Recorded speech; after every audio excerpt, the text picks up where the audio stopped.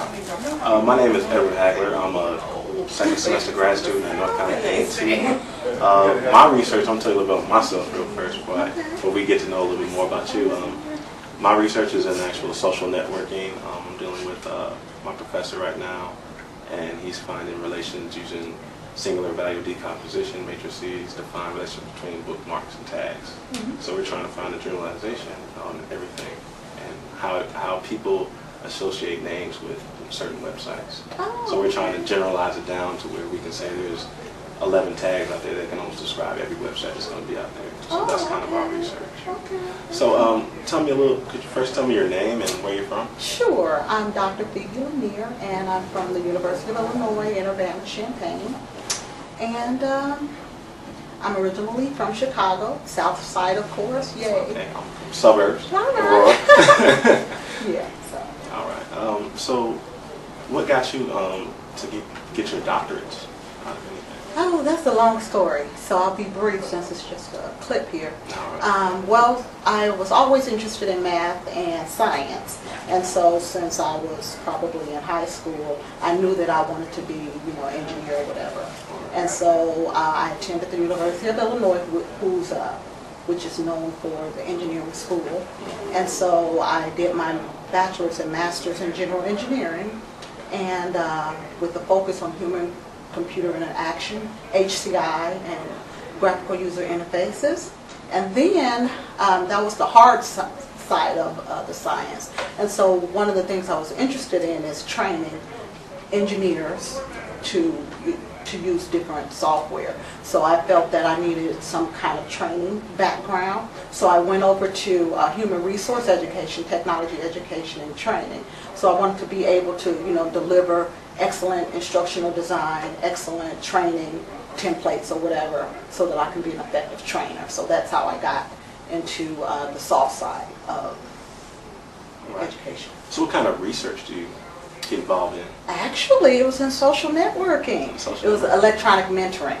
Okay. So I was looking at the interaction and the satisfaction of mentors and proteges in an online environment, and seeing how that impacted the closeness of the relationship. Yeah. So as a child, did you have any interest that just told you that you were going to be an engineer? I know you said you like math, but was there anything that you used to do as a kid, like destroy things in the house? Or? Well, no. Well, early on in high school, I was involved in summer internships, like at Argonne National Laboratory, Fermi National Laboratory. They had summer institutes, and so I was involved in that. And so I had an excellent counselor who, exposed me to, all those opportunities. Okay, I've had that opportunity to work at Fermi National Laboratory. Actually, really? My whole family works out there. Really? I have my aunt in human resources, so I always could get a job. Oh, okay. So I knew about it, but I had an opportunity to interview, meet a lot of kids that got to go to those type of programs, and I found it real beneficial being there. Yeah, so it was a good experience. Yeah. So where do you see computing in 10 years from now in your area of expertise? Well, I think computing, I would say multidisciplinary. So 20 years ago, we saw computer science as its own entity, or different fields as their own entity. But with the economy and then just the workforce itself, you have to collaborate, and you have to learn from each other in order to make a product or whatever that will fit, various types of users. So whether it's computer science, whether it's education, you have to get multiple disciplines involved in order to, really impact, the world. Yeah.